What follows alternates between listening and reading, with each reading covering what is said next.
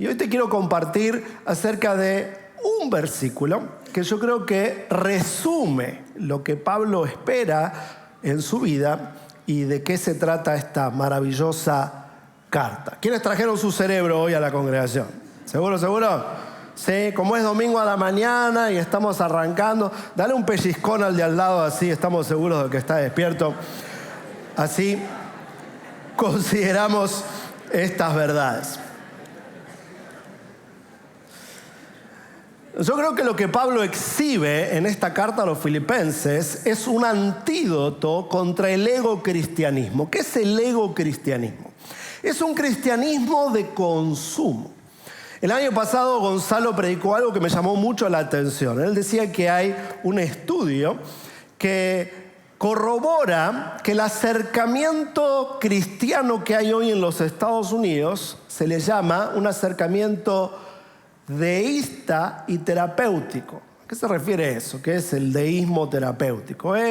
Admitimos la existencia de Dios, pero la admitimos en base a nosotros nos hace sentir bien. O sea, no es un cristianismo bíblico y no es un cristianismo sacrificado por amor a Dios y a los demás, sino que es un cristianismo donde yo soy el centro y mis emociones toman el trono de mi vida.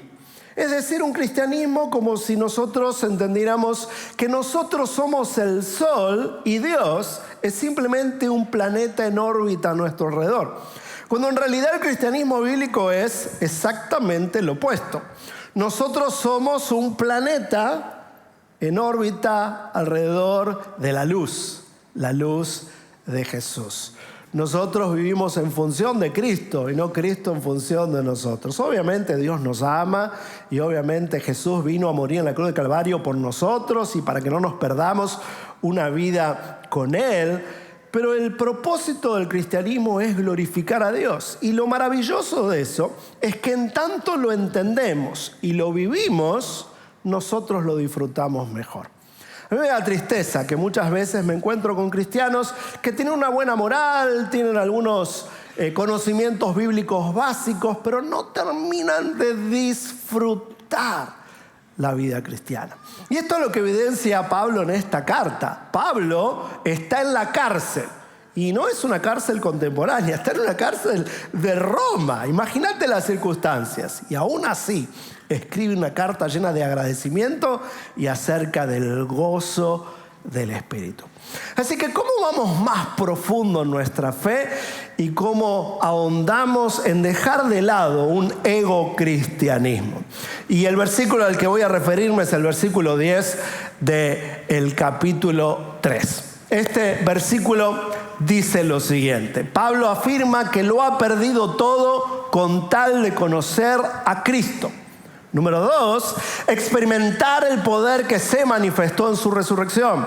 Número 3, participar en sus sufrimientos. Y número 4, la conclusión, llegar a ser semejante a Él en su muerte. Ahora, a mí no me gusta sacar un texto fuera del contexto porque uno lo puede hacer pretexto para hacerle decir a la Biblia lo que no dice. Siempre es prudente entender de dónde viene un versículo. Y en este capítulo es donde Pablo dice que hay ciertas cosas que antes tenía por ganancia que ahora tiene por basura. Y en el versículo 13, que viene justo después de este, dice lo siguiente: hermanos, yo no pienso que ya lo haya logrado, más bien una cosa hago. Olvido esa basura, lo que queda atrás, y me esfuerzo por alcanzar lo que está delante. Lo cual me da la pauta de que lo que leímos en el versículo 10 es un pretérito imperfecto. ¿Qué quiere decir? Eso quiere decir que es algo que él ya estaba haciendo, pero que todavía no ha terminado. Es una realidad que continúa. Así que pensemos en estas afirmaciones de Pablo. Número 1, dice que quiere conocer más a Dios. Número 2, que quiere experimentar que Cristo ha resucitado. Número 3, lo más raro quizás, que quiere participar de sus sufrimientos. Y número 4, llegar a ser semejante a Él en su muerte. ¿Vamos? ¿Lo pensamos juntos? ¿Sí? ¿No te llama la atención que Pablo diga que quiere conocer más a Cristo? Porque no estamos hablando de un recién convertido. No estamos hablando de un jovencito emocionado luego de un campamento o alguien dando sus primeros pasos en la fe. Cuando Pablo escribe esta carta a la gente de Filipos, que es una ciudad que lleva ese nombre gracias al papá de Alejandro Magno, que se conocía como Felipe de Alejandría, ya está escribiendo otras cartas del Nuevo Testamento. Ya fundó iglesias, según el libro de los Hechos, es decir, estamos hablando de un ministro consagrado, famoso al punto que está escribiendo el Nuevo Testamento. ¿No te llama la atención que esta persona diga que quiere conocer a Cristo? Pensá por un momento en esta afirmación. Pues, hermanos, lo que a mí esto me dice es que Pablo, a pesar de todo lo que sabía, tenía en claro algo: nunca es suficiente. Siempre hay algo más para seguir descubriendo acerca de nuestro Dios. Siempre podemos conocerle más. Siempre podemos indagar mejor en su identidad y en sus planes para terminar de comprender lo enorme de su amor por nosotros y el peso de su revelación. Y yo estoy absolutamente convencido de que cuando hacemos eso, se libera en nosotros una nueva libertad. ¿Por qué? Porque cuando entendemos más a Dios, se nos roba el egoísmo. Dejamos de pensar tanto en nosotros y de creernos tan grandes porque nos damos cuenta que somos muy pequeños en contraste de la grandeza de nuestro Dios.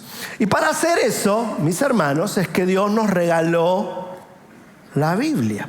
La Biblia es un mapa que nos ayuda a encontrar la grandeza de Dios. La Biblia es una herramienta poderosa para que podamos conocer quién es Dios y afirmar nuestra fe y no quedarnos en una religiosidad superficial. ¿Creemos que la Biblia es la palabra de Dios? O mejor lo hago más personal, te lo pregunto así: ¿crees que la Biblia es la palabra del Señor? De hecho, para que nadie se sienta demasiado culpable, voy a cerrar los ojos o tapármelos. ¿Crees que la Biblia es la palabra de Dios? Sí. ¿Seguro? Sí. ¿En serio? Sí. ¿Y por qué no la leemos más si afirmamos eso? ¿Por qué será que si creemos que la Biblia es la palabra de Dios, no la leemos, no la estudiamos y quizás hasta no la comprendemos lo suficiente? No hago este planteo para hacerte sentir culpable, aunque probablemente fue lo que logré. Luego, porque te quiero ayudar, porque yo me he hecho esta pregunta: ¿por qué si decimos que la Biblia es la palabra de Dios, no hurgamos en ella con profundidad? Y me he dado cuenta que quizás es porque hay demasiada religiosidad en la iglesia cristiana que muchas veces nos ha impedido acercarnos a la Biblia con el intelecto encendido.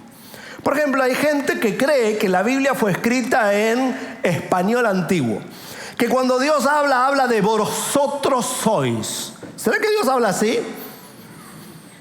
La Biblia no fue escrita en español antiguo. La Biblia fue escrita en hebreo, griego y un poquitín de arameo. Esas palabras que a veces encontramos en algunas versiones en color rojo fueron escritas en arameo, que era el lenguaje común que usaba Jesús, pero el resto fue escrito en hebreo y griego. Así que no en español antiguo. Y esto es importante porque yo creo que hay mucha gente que no termina de entender la Biblia porque vamos a Biblias con un lenguaje antiguo que ya no hablan como nosotros. El lenguaje es un elemento fluido de la cultura, mis queridos. El lenguaje va cambiando, va mutando con el uso de la gente. ¿Dónde están los adolescentes hoy acá? Los menores de 20 años. A ver, levante la mano. ¿No ve? Ahí está, con entusiasmo. Los chicos usan frases que a veces los papás y sobre todo los abuelos no entendemos. Pero también nuestros abuelos decían frases y cosas que hoy ya no hacen demasiado sentido, ¿cierto? ¿Por qué? Porque el español, nuestra lengua, está viva, va mutando, va cambiando con el uso de la gente.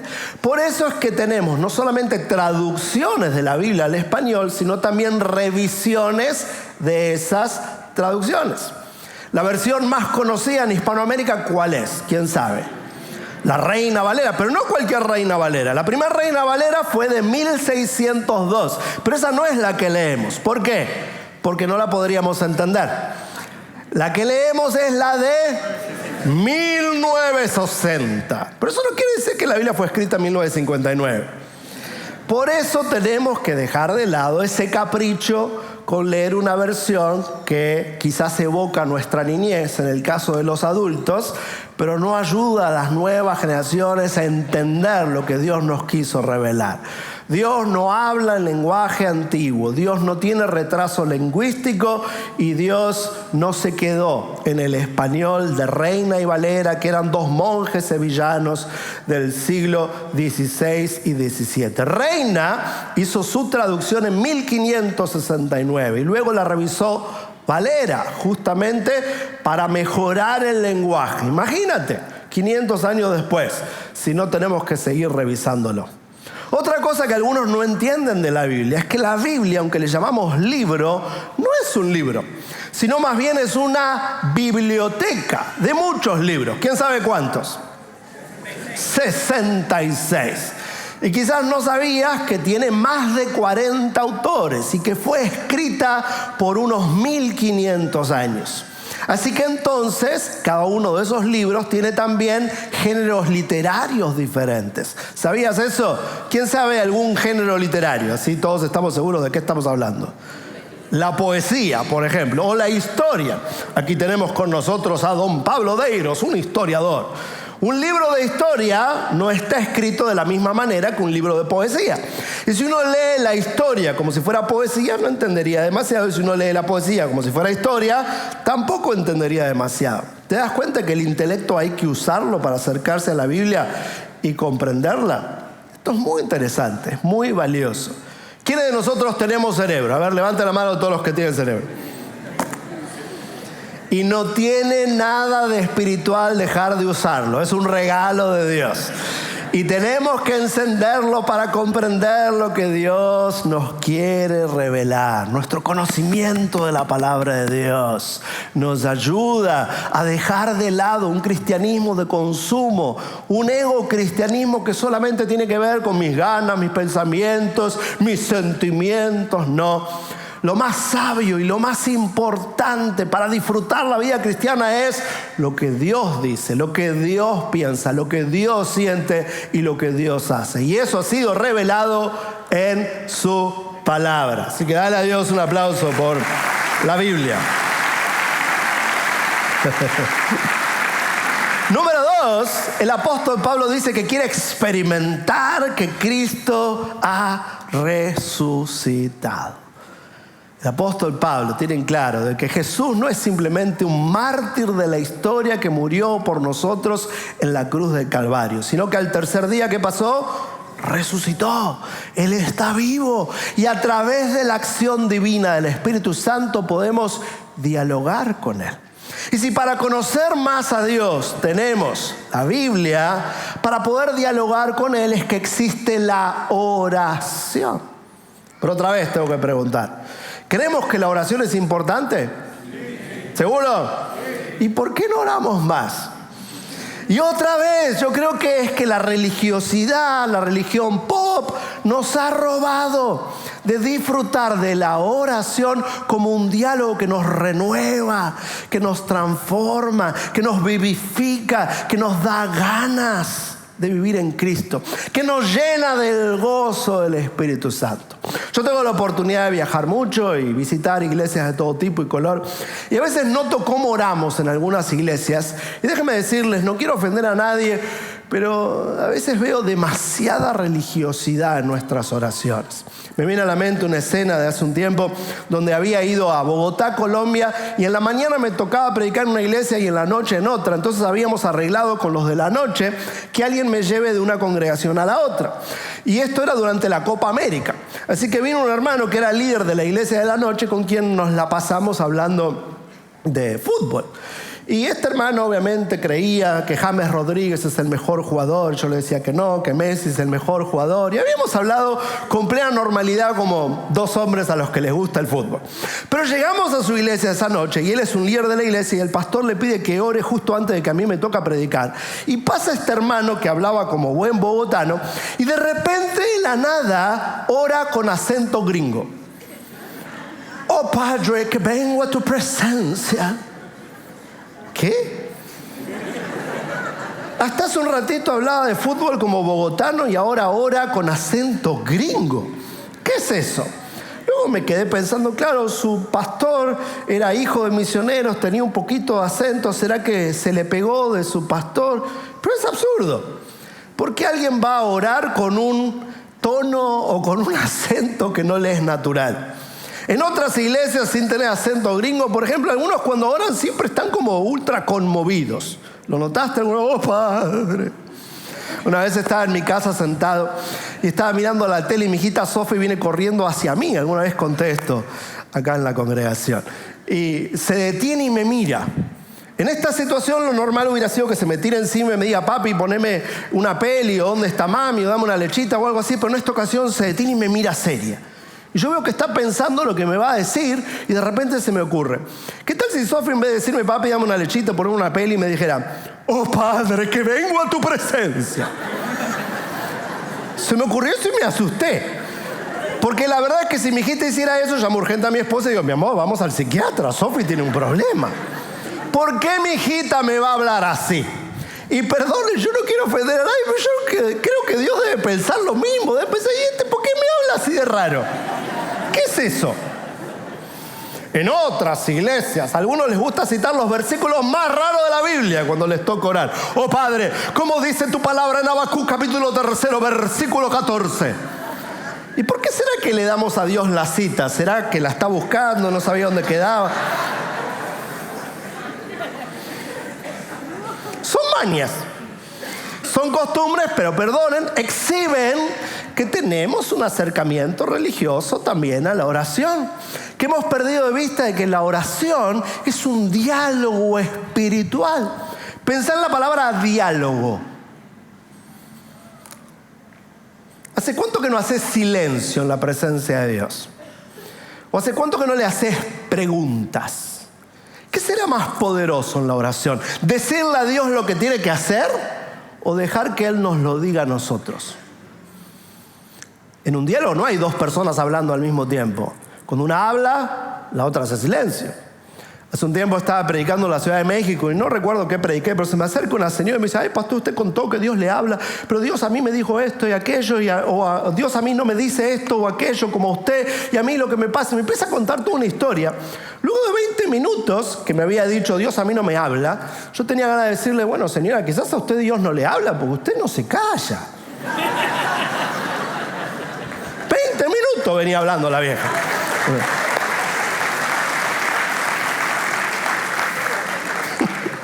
Y a veces hacemos bla, bla, bla, bla, bla, bla, bla, bla, bla, bla. Amén. Y nos vamos. Y Dios se queda. Te bendigo. ¿Qué tal hacerle preguntas a Dios? ¿Y qué tal hacer silencio en la presencia de Dios? En cierta ocasión había un profeta que quería escuchar la voz de Dios y se ve que era medio pentecostal porque quería que Dios le abra en el trueno. Pero no estaba la voz de Dios en el trueno, sino estuvo en el silbo apacible. A veces para escuchar la voz de Dios hay que hacer silencio, hay que callarse la boca, hay que hablar menos, esperar, meditar, dejar que el Espíritu Santo nos hable en nombre del Cristo resucitado. Otra vez, pensá en quién está diciendo esto. Es el apóstol Pablo. Pablo había tenido grandes experiencias con el Señor. ¿Quién se acuerda de la conversión de Pablo? ¿Acordás? Una conversión espectacular, que ve una luz, que queda ciego. ¡Wow! Una súper experiencia. Él se podría haber quedado contando esa experiencia por el resto de su vida. Pero no encontramos eso en la Biblia. Jesús, de hecho, Pablo no la vuelve a mencionar. Solo está mencionada en el libro de los Hechos. ¿Por qué? Porque Pablo tenía algo en claro.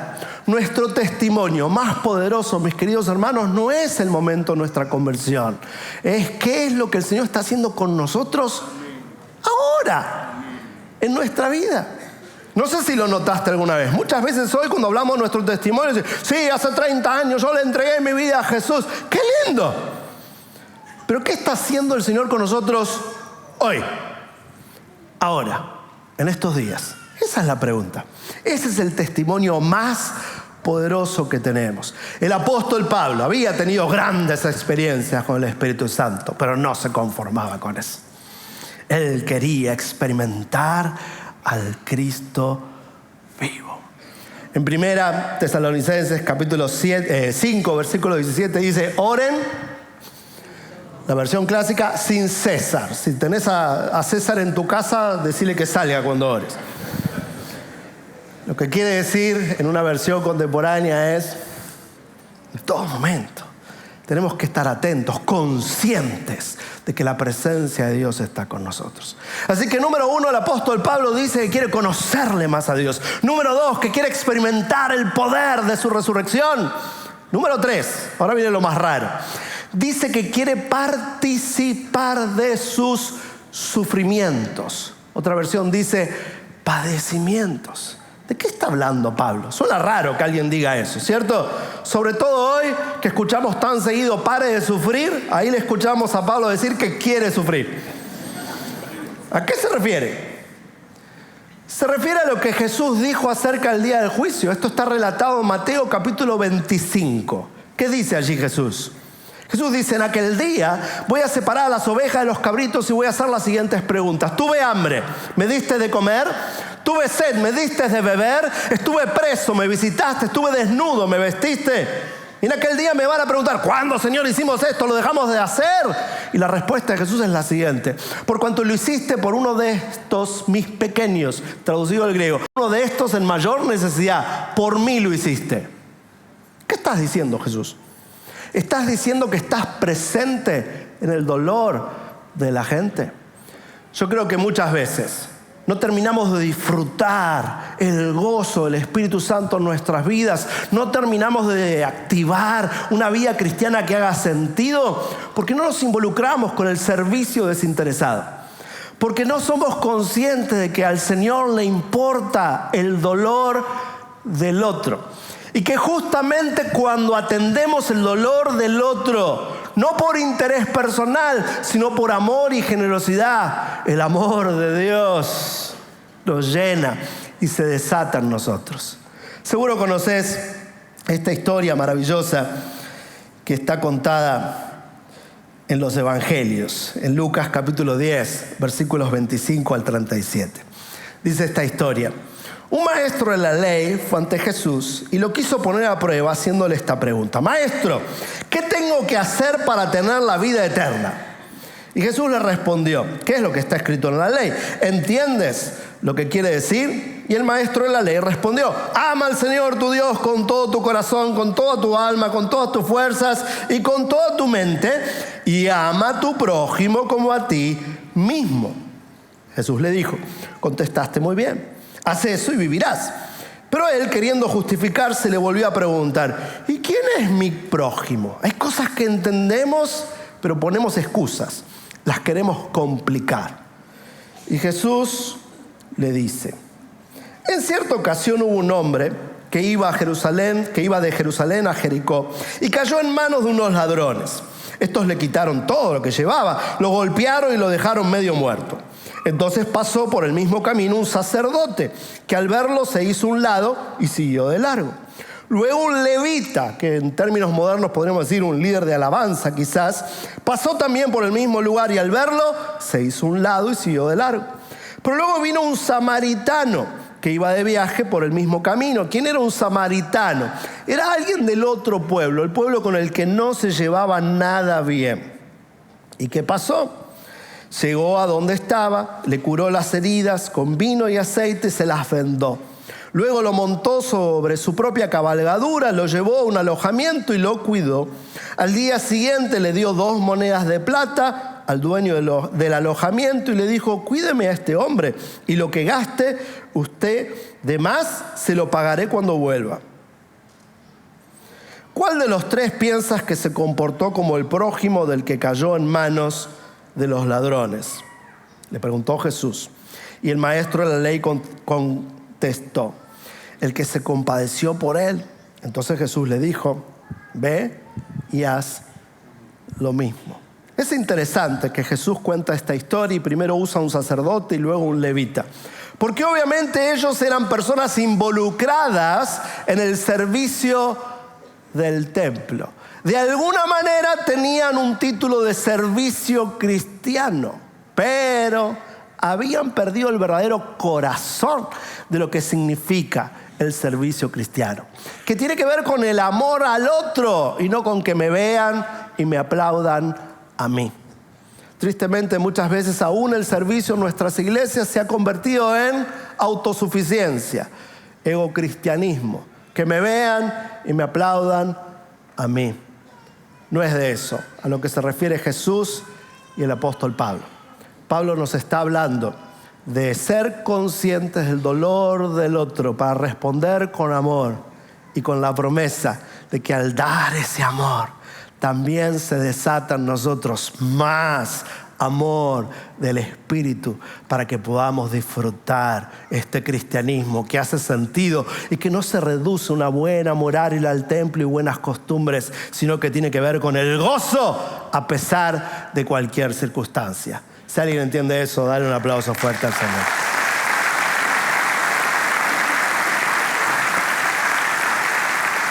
Y así llegamos a la conclusión. Lo número 4 que dice el apóstol Pablo es llegar a ser semejante a Él en su muerte. Jesús dijo que si el grano de trigo no cae en la tierra y muere, no lleva mucho fruto, se queda solo. Tristemente, muchos cristianos hoy queremos mucho fruto, pero no estamos dispuestos a dar nada. ¿Por qué? Porque todo se trata de nosotros. Porque creemos que la luz de nuestra vida son nuestros intereses, nuestros pensamientos y sobre todo hoy, nuestros sentimientos. Todo se acerca de cómo me siento. Si me siento bien, la cosa funciona. Si no me siento bien, me rindo, cuestiono, me quejo. Y este es un círculo vicioso. El gran problema del ego cristianismo es que ni es cristianismo ni nos ayuda a disfrutar de la vida. Porque cuando nosotros somos el centro, nos convertimos en víctimas. Víctimas de la cárcel de la vida, víctimas de las circunstancias.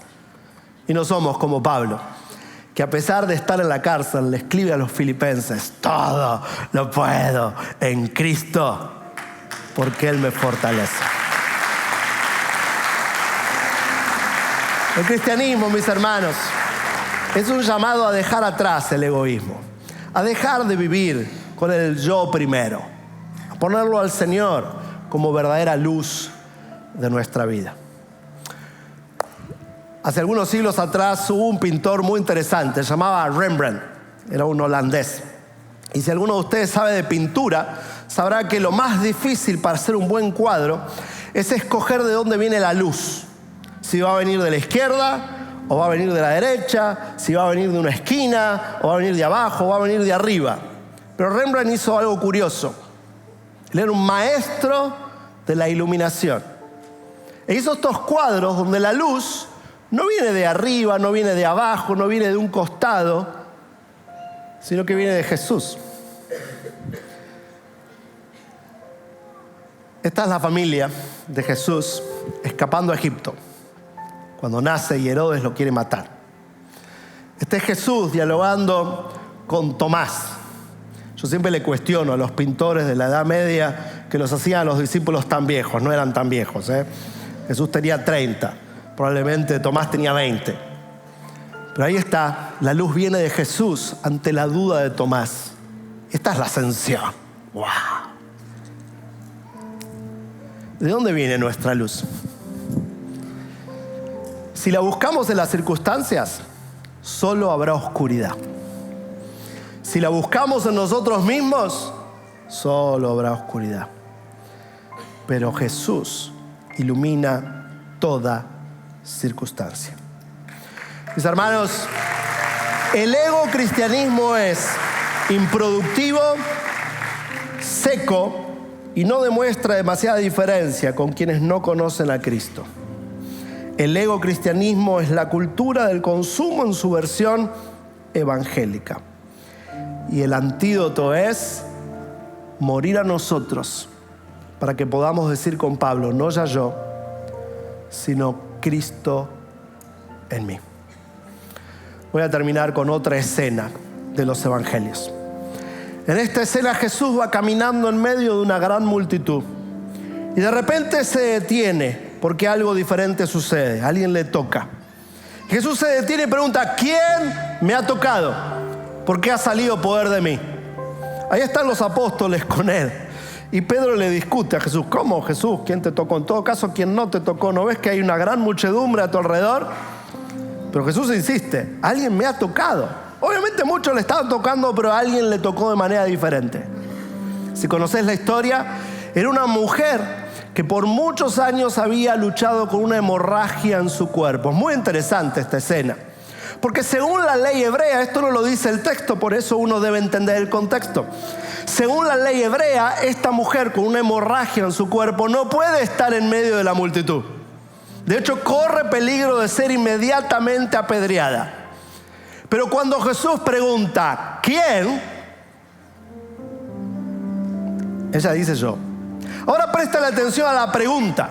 La pregunta que hace Jesús no es la que solemos hacer en las iglesias contemporáneas. En las iglesias contemporáneas solemos preguntar muy seguido ¿cuántos? ¿Cuántos están contentos? Hay una peor. ¿Cuántos trajeron sus manos?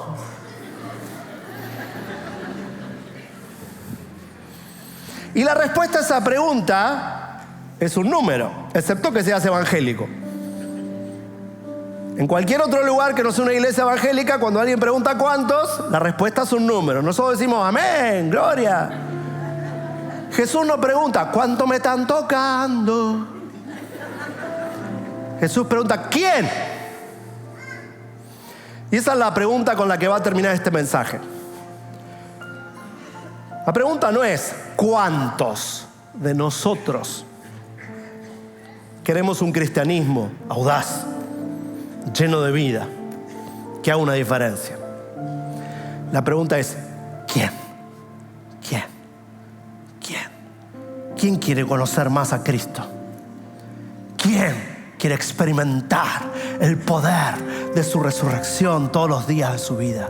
¿Quién está dispuesto a participar de sus padecimientos? ¿Quién quiere ser semejante a Él en su muerte? Y más allá de la multitud, si en tu corazón estás escuchando, aunque sea muy despacito, una voz que dice, yo, ponete de pie ahí donde estás. Dame el privilegio de orar por ti porque Dios va a hacer algo poderoso con tu vida.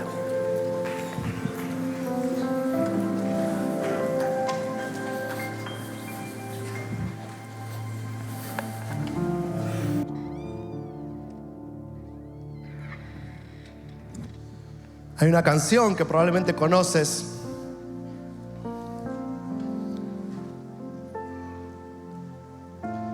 que te invito a que sea una oración para vos al cerrar este momento de reflexión. Dice así: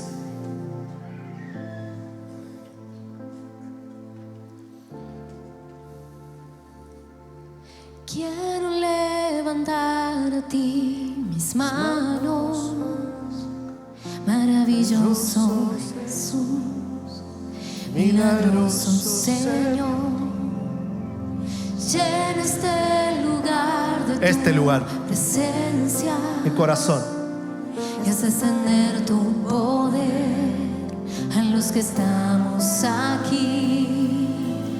Quiero levantar a ti mis manos, maravilloso Jesús, milagroso Señor. Llena este lugar de tu presencia y haz descender tu poder a los que estamos aquí. ¿Por qué? Creo en ti, Jesús, y en lo que harás en mí. ¿Lo creemos en verdad? Creo en ti, Jesús, y en lo que harás en mí. Yo creo.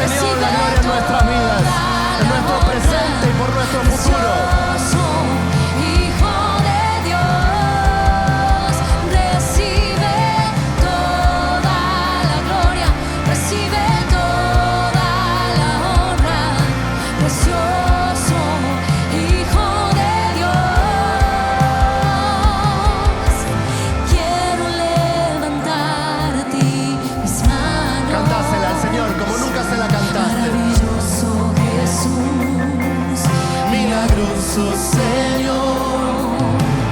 Llena este lugar de tu presencia.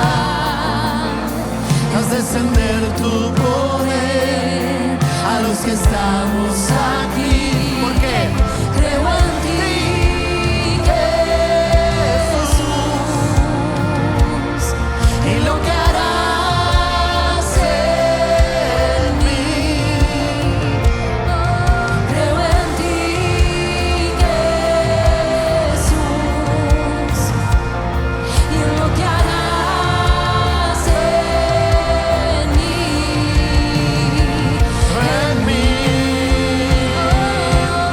En mí. Así que Jesús, Recibe toda la gloria, recibe toda la honra, precioso Hijo de Dios.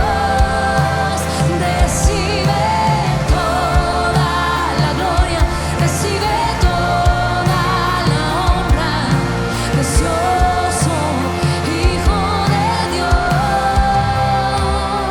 porque yo creo en ti.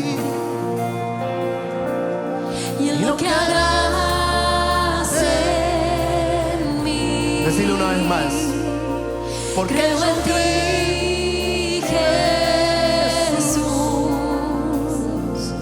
y en lo que harás en mí. Amoroso Señor, gracias por escuchar esta oración y gracias por darnos la oportunidad de conocerte más, de experimentar que resucitaste, que no sos simplemente un mártir moral de la historia, sino que estás vivo y puedo dialogar con vos.